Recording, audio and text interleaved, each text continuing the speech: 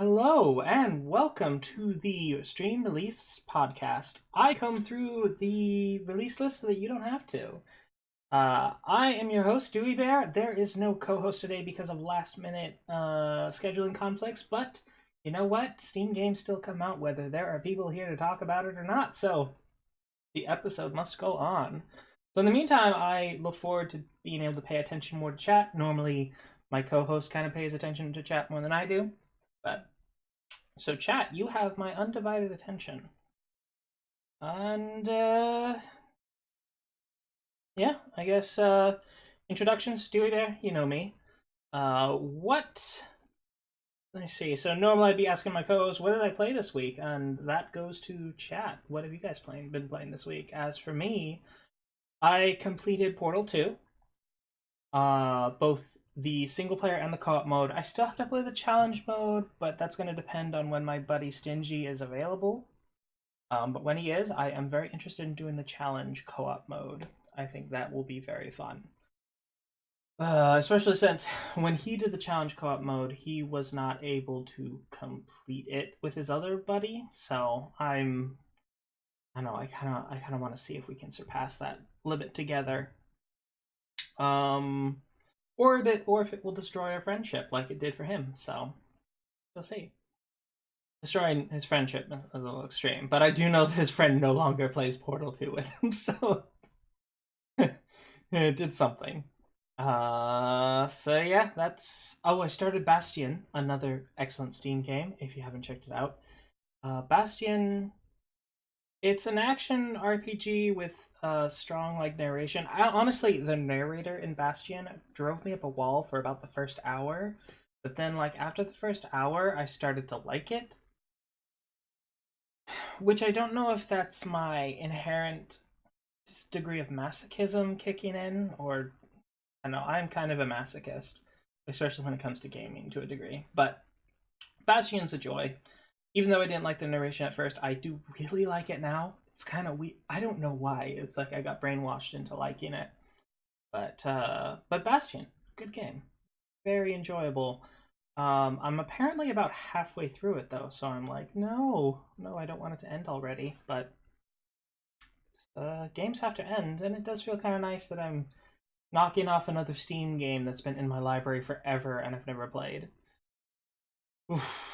And of course, as per usual, I am still playing Final Fantasy XIV because that game has me in its clutches and will not let me go.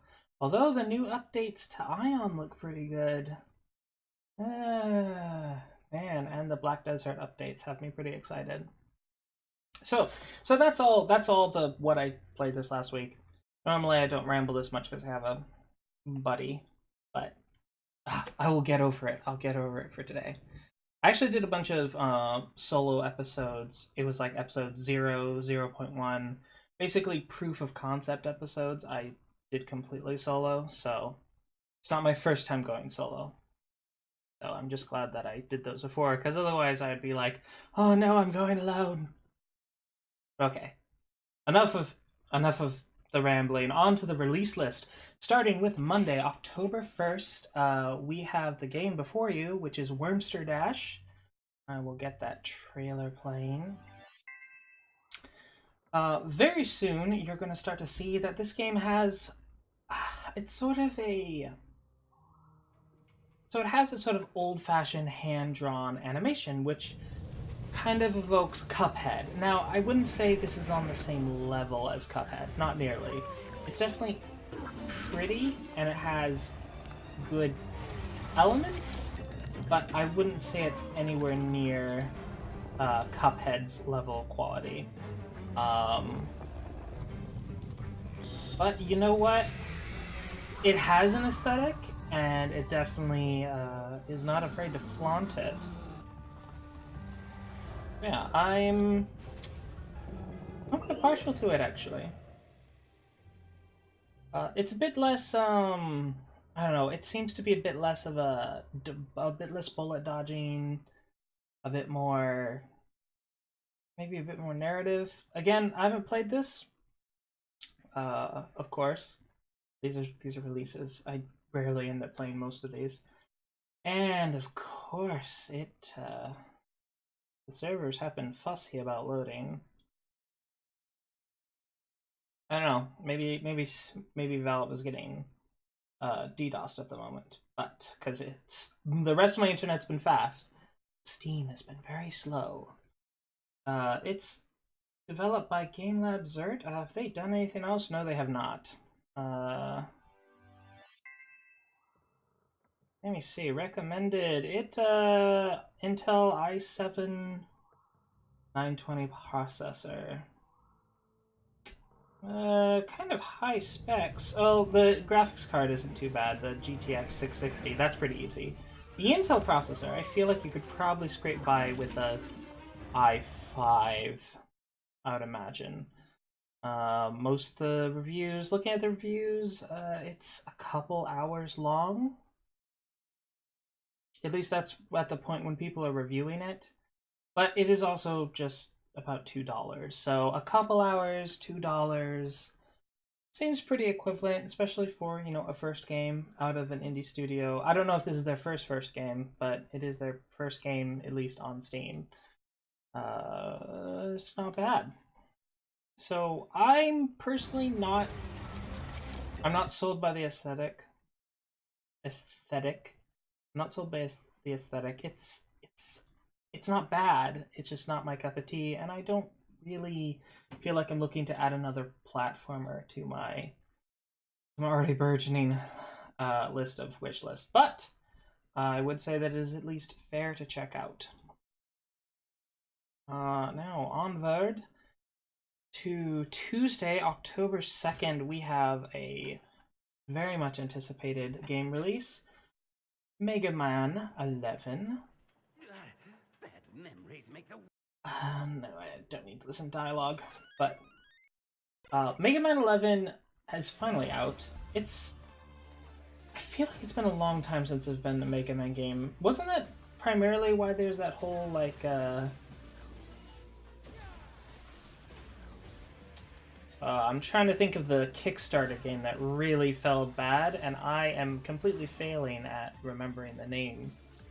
But this Mega Man 11 definitely goes back to the more retro sort of platformer arcade of, you know, the origin of the series, which I definitely agree with. It's like, it gives people what they want, but also, you know, in a way that looks very modern and beautiful and great soundtrack. I like the soundtrack, at least what I hear of it. Personally, I've never played a single Mega Man game. It's not something I've done. I've watched people stream it, but I've never picked it up myself. So I just don't have any personal attachment to the genre. But it is coming off with a very positive rating, 573 reviews already. This was a highly anticipated title. It costs about $30. Recommended specs is a GTX 760 and an Intel Core i5. Yeah, so Intel Core i5 makes sense for this. The other game saying an Intel Core i7, I think that's a little weird, considering it's like, you know, 2D and drawn graphics. I don't think you'd need an i7 to handle it, but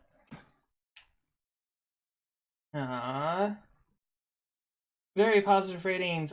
Looking at the hours, this is 31 hours. Yeah, I'd say it's probably about 20 to 30 hours, judging by the reviews. You know what? It looks good to me. Looks pretty good to me. Again, like, I'm not initiated into the genre. It's sort of the run and gun, which can be fun, indeed, but I personally have zero attachment to the Mega Man franchise, which maybe I can be convinced to change. So for me, I'm not adding it to my wish list at this moment, largely because I'm not looking for a platformer currently, but it does look really fun. So for those of you looking for it, it is out. Now, that was the only game for Tuesday. So Wednesday, October 3rd, we have two kind of more niche games. Largely, these two games only got on my list mostly because they the release list was kind of sparse this week. So even though I did have to trudge through a whole lot of mud, I really found more like 7 gems and then 3. They kind of make the list because they are better than the rest of the, they are better than all the asset flips. And the first one, which at the very least intrigued me, is Strength of the Sword Ultimate. Let me see, let's get forward in the video so that I can actually show you some of what was very interesting. So, you seem to be this sort of like armor construct that is fighting, these giant monsters, and it's a fast-paced action brawler, and gosh darn it, the video's not loading, so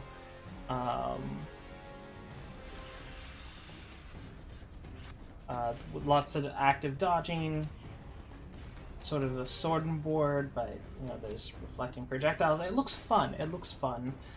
And the one thing that kind of makes me hesitant about it is it is currently in early access. This was developed by iVent Games. It's their first game, which I'm not surprised. The background art is actually, it's simplistic but pretty, kind of whimsical. I very much appreciate that when games go for a little bit of whimsy, especially when they are a small indie studio, and realism. You really shouldn't try for realism when you're an indie studio, so going kind of whimsical is a huge plus in my book, because it definitely makes it look to be a more professional production than it may otherwise be. And wow, Steam loading slowly. Okay. 2 gigabytes RAM, that's pretty low. A Core i3 processor, and 2 gigabytes. Oh, it's a pretty small game. Looking at the reviews, this one has like 2 hours, and this one is in Chinese, which my Chinese is not that good yet. So, yeah, they're both positive, but it's 2 reviews. The game will cost you about $10 though, so $10 for what could be just 2 hours of gameplay does not seem like a very fair trade-off. It does look like a very ambitious, it's got style. It's got style. It's got the action combat, which hopefully maybe I can show you a bit more of it. It's gonna load. Okay. They seem to have like a time slowdown thing, which works for a single player game like this. Darn it. But it looks good. I'm down for it. I'm very, very down for it. It's just the price. I think the pricing is a little high. So just a hint to indie studios when you're just out there. Yes, your work is valuable, and it is valuable. It absolutely is. I've worked for game developers before, but until your name is out there, it's really worthwhile to release your game at a bit of a lower price mark. Granted, they're at 10. At least they're not asking for 15, which is closer. 15, 20 is what the known indies generally sell out. 30 to 60 is kind of the AAA studio territory. AAA and AA, single A studios. I don't know if there's something such as a single A studio, but that's kind of that realm, the $30 to $60 realm. $10, they're not gouging, so I appreciate that. I mean, it's the cost of a burger meal at McDonald's, but just not convinced for a 2 hour long game, even though this game does have a lot of style. Ugh, if only it would load, but it won't. Okay then.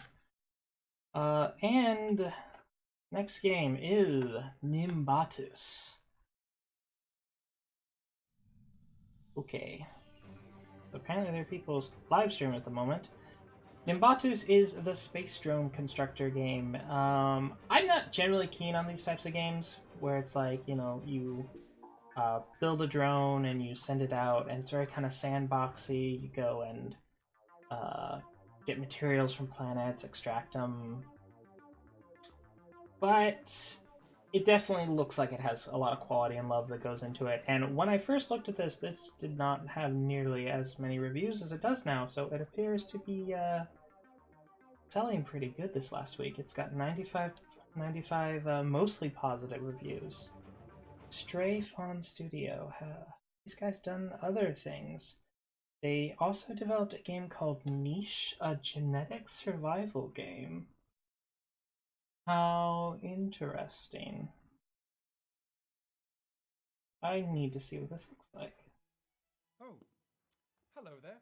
Oh my gosh, they do a live action actor. Population genetics. Let me show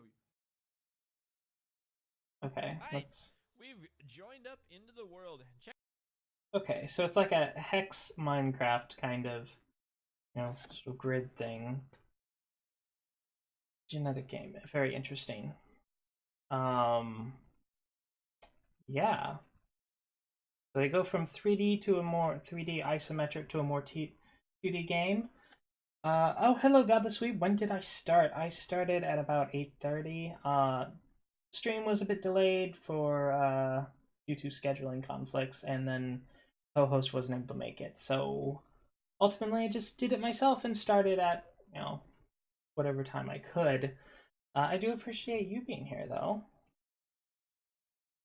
Oh, right. But yeah, I was just doing a quick side trip on Nimbatus. One of the previously developed games was some genetic simulator, which is fascinating. They definitely have the 2D. I like how it's 2D, but seems to have a pretty high frame rate. I appreciate that. Looking at the reviews, it's about 15 hours? Yeah, 15 hours long. And what is the price? 18 bucks. You know what? They've released a previous game, and 15 hours, 18 bucks. I give it a pass. That's pretty good. And then you have the drones come and attack you, or the native population that's not terribly happy that you're destroying their planet, I guess.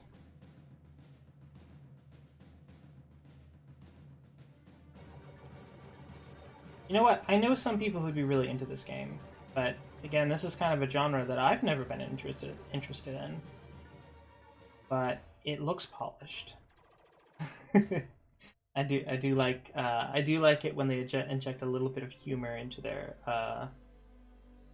previews, and as they seem to have done with their previous title. I'm one of the developers of Nimbatus, and today I have the pleasure to tell you about our game. Nimbatus. When playing Nimbatus, you're traveling through procedurally A generated Northern galaxies European? and take on missions on all kinds of different planets. Oh, she sounds exactly like This a one was Swedish lady I mission to know. destroy hives, so we would go ahead and build a drone in order to achieve that.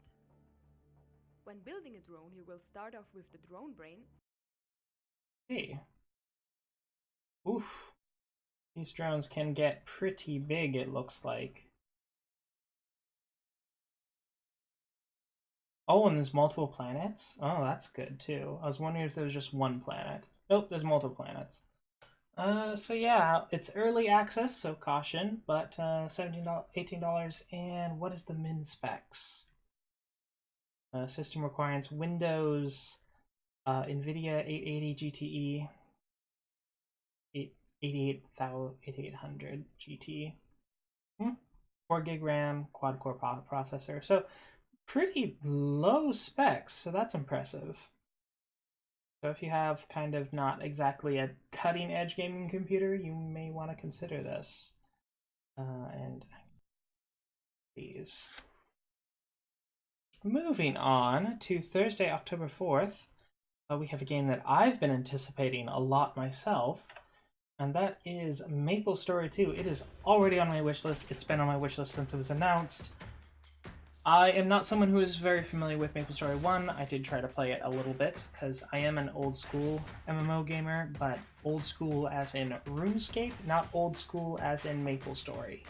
So, but this MapleStory 2, which is kind of 3D, very chibi art style with a really good sense of humor.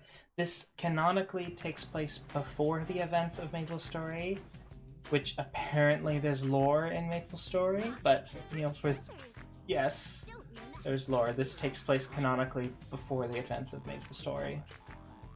For those of you who care about lore in MapleStory. It's so cute. It's been live in Korea for quite a while.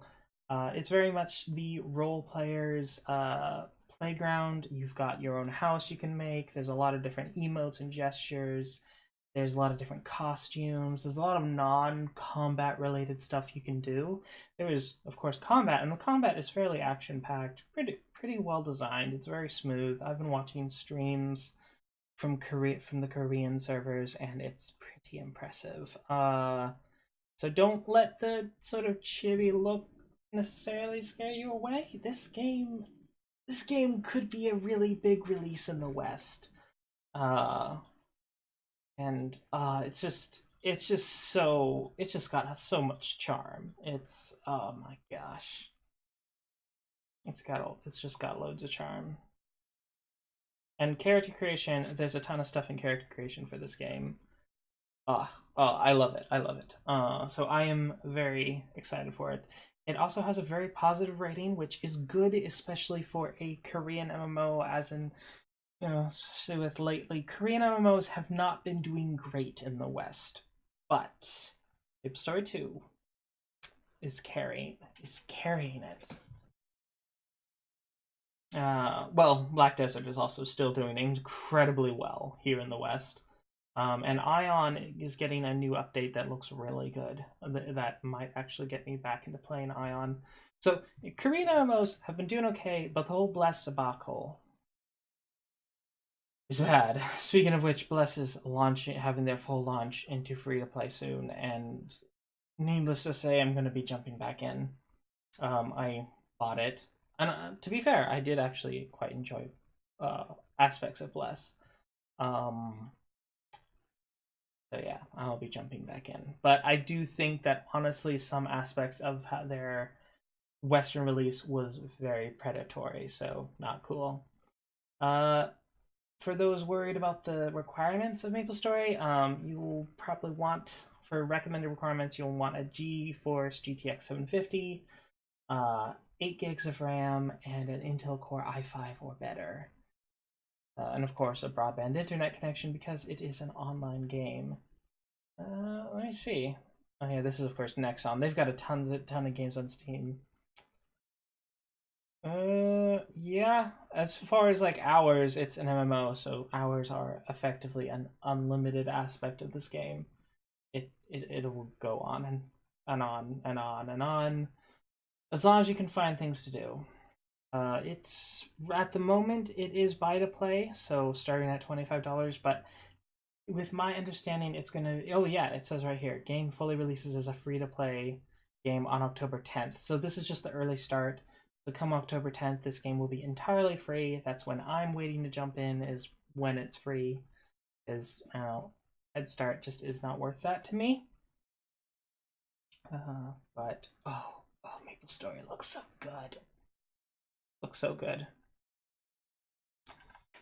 And Thursday's always the big day for releases, for some reason. But yes, Thursday's always the big day when it comes to releases. And this next game is To Leave. Oh, sexual themes, strong language, and use of drugs. To Leave is apparently about a manic depressive young man in possession of a magical flying door. So this is a bit of an acid trip game. He flies around collecting souls, trying to take them up to heaven on his flying door, including himself. He wants to get to heaven as well. So it's very much kind of a cerebral, psychological, but looking at the gameplay, though it does have story elements, it seems to be kind of like, of course the video is not going to load, but it's sort of, you fly around on this little door, going through these tunnels, trying to avoid hitting the walls, collecting these souls. And yeah, it's a very strange looking game. Very strange. So there's also some isometric like indoor parts. The spiraling star. Very interesting. It seems got some it seems to be largely having been overlooked. It's only got 9 user reviews at the moment, but it definitely looks like it has a lot of quality art behind it. The animation, you know, should the video ever load, is actually fairly smooth, despite that it's, you know, just you kind of hanging off of a door most of the time, collecting smiley face souls. But it's cute, nonetheless. Not entirely my cup of tea, though. I'm not into psychological cerebral stuff. And as someone who was in the past manic depressive myself, I have a tendency to kind of avoid things that are overtly like, oh, this is kind of a depressing game, unless like it's from a developer that I really want to play that game. But yeah, I'm just like, I don't want to wallow in misery. I'm just not into that. But so it didn't convince me off the bat. But it's going for $8 at the moment because it's on sale. Reviews look like 3 hours, which 8 hours there, which doesn't really surprise me. Most of these kind of more story, very emotional type games, they don't have that. They rely on sort of the emotional punch to get people, not so much the length of the game or maybe even the difficulty of the levels. This one seems to be more about the sort of story, which, you know, I can appreciate. I like narrative games. I'm just not entirely sure I'm into the premise of this one. But yeah, it is available. It seems to be at least possibly long enough to justify the price. And Speaker Creations, oh, they've not done anything else. I already checked that. Oh, and minimum spec requirements, i5 processor and 4 gigs of RAM, and graphics card with DX10 capabilities. So that's okay, pretty broad. Pretty broad. If you have a not state-of-the-art computer, it might be pretty good for you.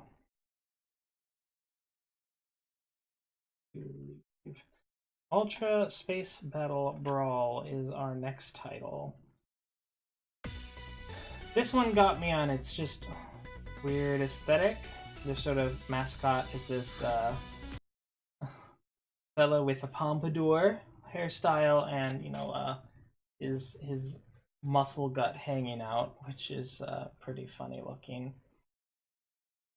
It's sort of a... Of course, that's not going to show up. If you've ever played a game called Lethal League, it's kind of like that, where you don't necessarily directly hit each other, but you kind of hit this ball. It's kind of a competitive Pong, where you're trying to knock out each other's lives. I guess that's what those are in the background. And as you knock them out, you're able to defeat your enemy. It is, yeah, it's pretty interesting.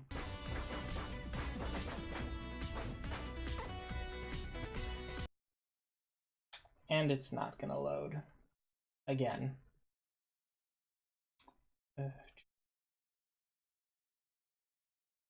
Okay, shouldn't have any other processes going on at this moment. But yeah, Steam has just been slow. I just stop complaining about that. It's developed by Mojiken Studio, which I wonder if they made Lethal League. Let's see. Oh, Toad Productions is the producer.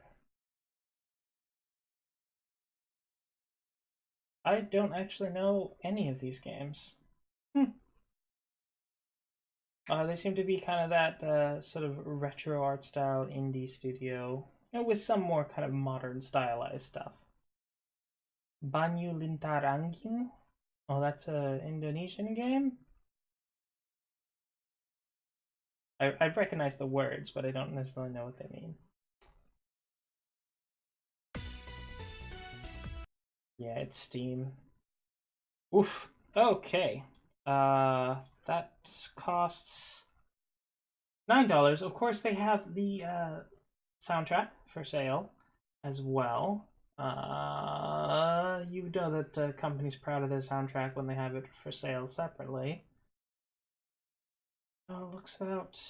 It's a competitive game, so I wouldn't expect the hour count to be very high, because I imagine a lot of this is going to be experienced through multiplayer. And yes, it does have local multiplayer, local co-op, shared split screen, which I appreciate. Is there online gameplay? Is there online?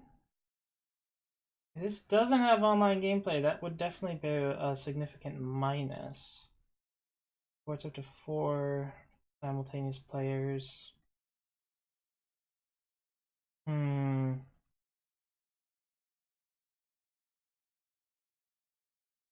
doesn't say that it has online multiplayer.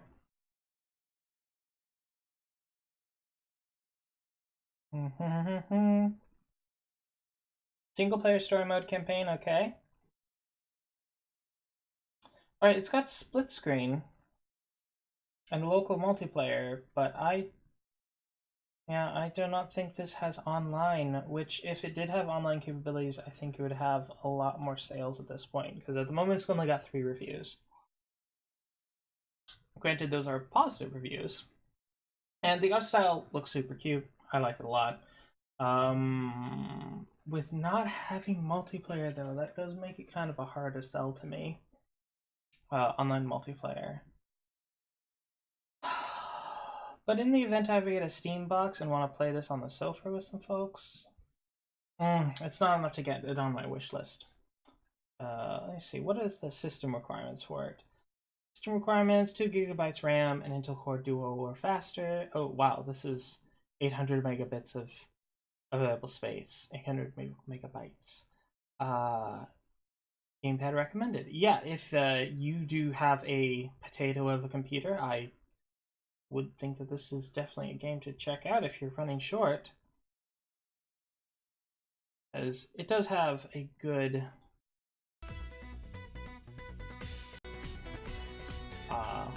it has a good cast of characters, fast-paced gameplay. So if you're looking for a sort of Pong alternative, yeah. Very creative. I have to say, it is very creative on the concept of Pong. So.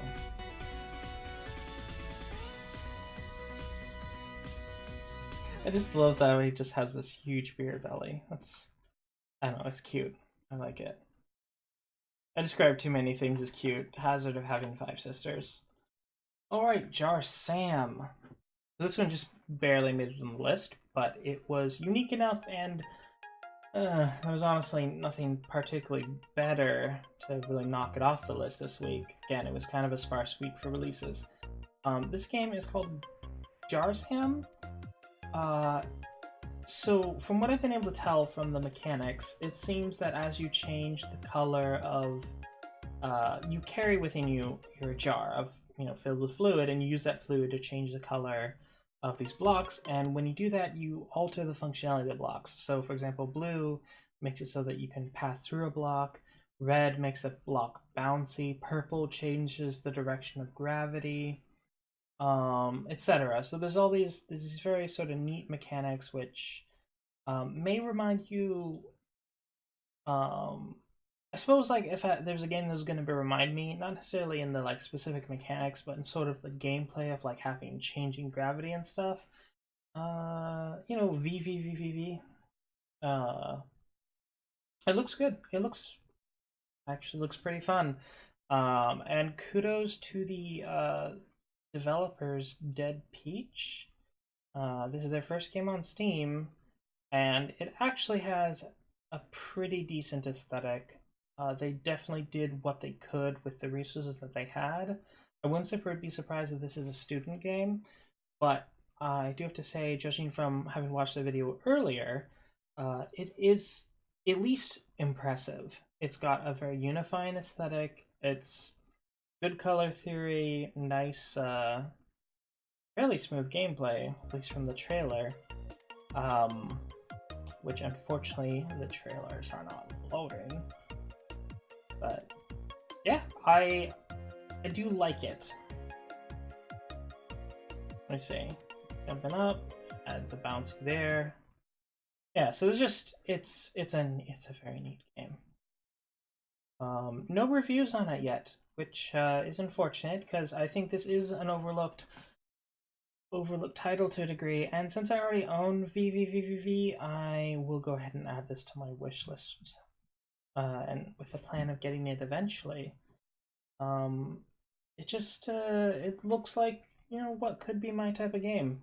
No idea how long it is because unfortunately there's no reviews. There's 40 unique levels. Okay, so it's not just a few levels. That's a good 40 levels. 200 megabytes of disk available space, 2 gigs of RAM, and a 2 gigahertz processor. So this is definitely like, if you just have, you know, a computer that you normally use for emails, it can probably run this game. So, yeah. DirectX 10 compatible. Yeah. Yep. I would recommend. Checking out Jar Sam if you're looking for a small game. It's gonna run you about $4, which perfectly reasonable pricing in that manner. And it has kind of a bit more of a sort of mind-bendy stuff later on. Looking at some of the later on levels. Hey, Shadowlick, hi, and thank you for calling me super awesome, because you, sir, are far more super awesome than me. I do appreciate it, though. We are looking at, I was just checking out Jar Sam, and now, this is sort of the funny game coming up for our Thursday releases. Our final game for Thursday is Achtung, Cthulhu Tactics.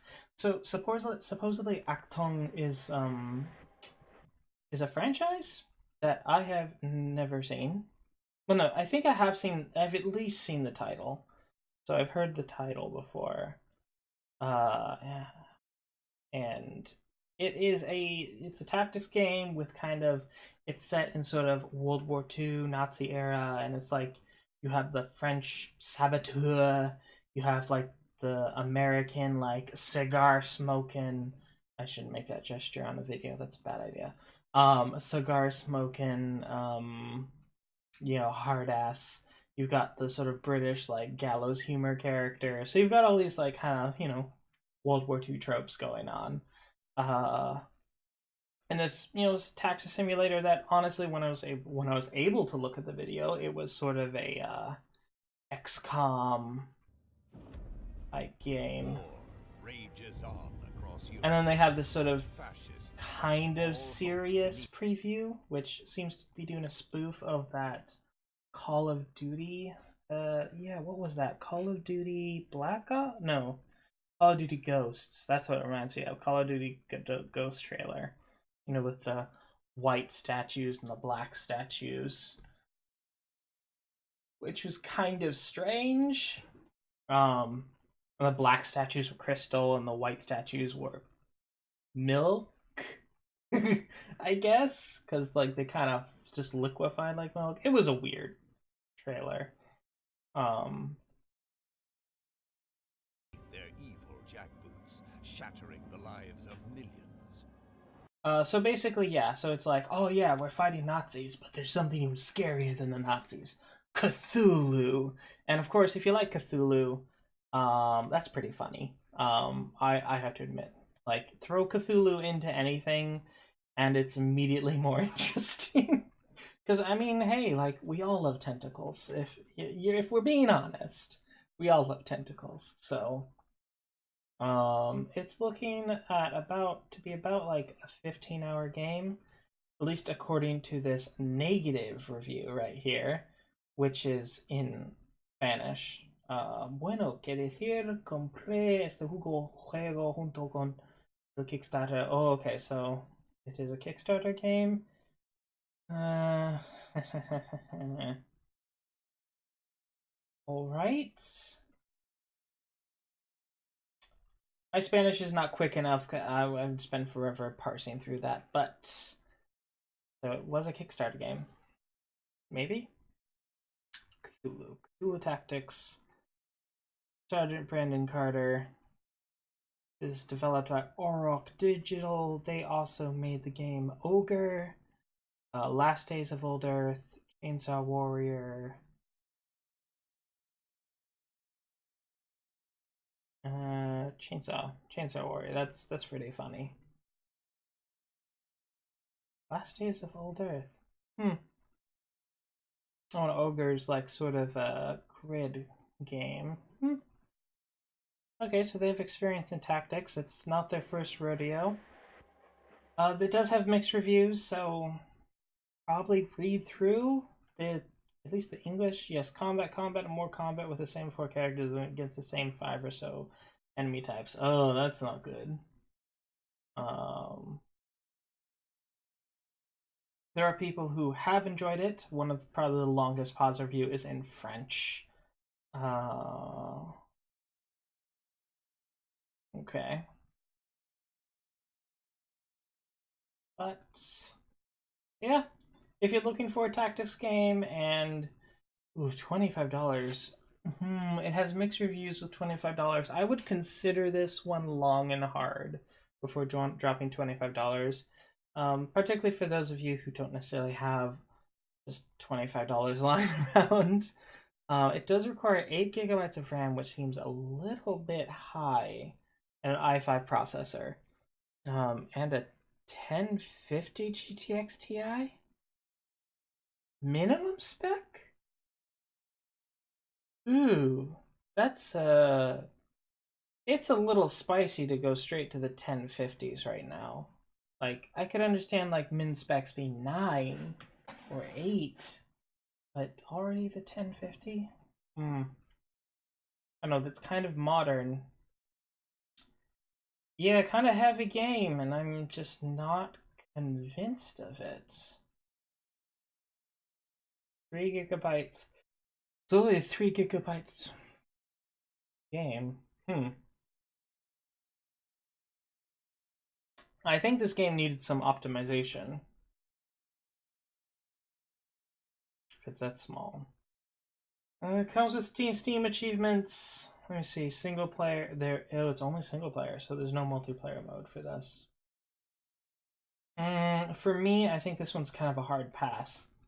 But you know, it's like World War II and Cthulhu, which is at least a neat aesthetic. It's a neat concept. It's just like, oh, we're here to defeat the Nazis, and it's like, oh no, this the Eldritch horrors, and that's just a beautiful thing, I think. But yeah, this is kind of a hard ask for me, but for those of you familiar with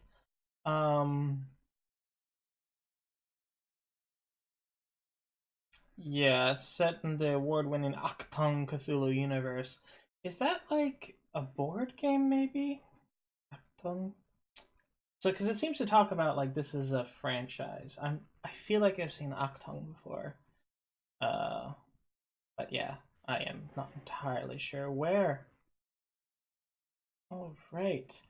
And with that being the end of Thursday, let's go to Friday, October 5th, with of course the AAA release of the week, Assassin's Creed Odyssey.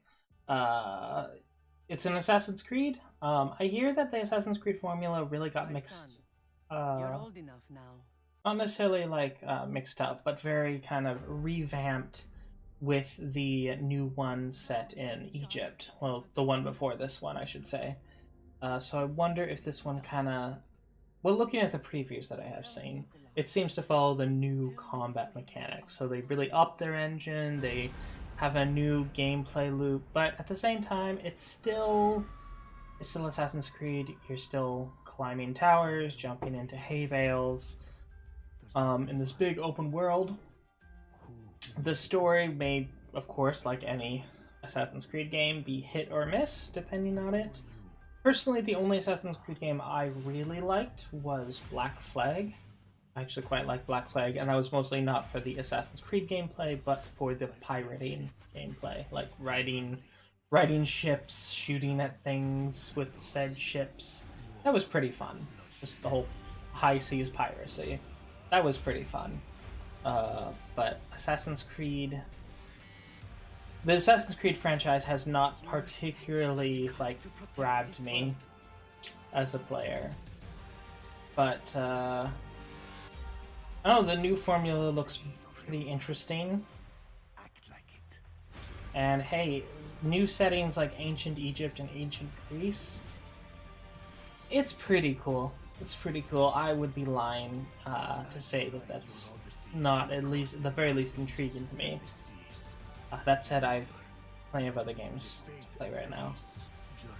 Do I want to jump into Assassin's Creed? I don't know. That's kind of the question. I definitely don't doubt that this game is worth whatever price tag they're asking. $60. It's probably worth it. I'm just saying. It's, you know, it's Assassin's Creed. It's Ubisoft.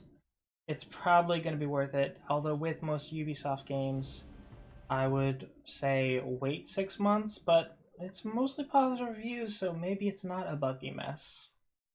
If it's not, in fact, a buggy mess, go ahead and jump in if you're a fan of Assassin's Creed. It's looking at the reviews, I see 53 hours. How did they play 53 hours when this game came out on Friday? Wow, that's some no-lifing right there. So yeah, 53 hours. Yeah, that's some, like, just play it all the time, and, you know, they spent all weekend doing that.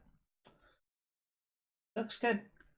Of course, you know, the sort of new formula of Assassin's Creed games.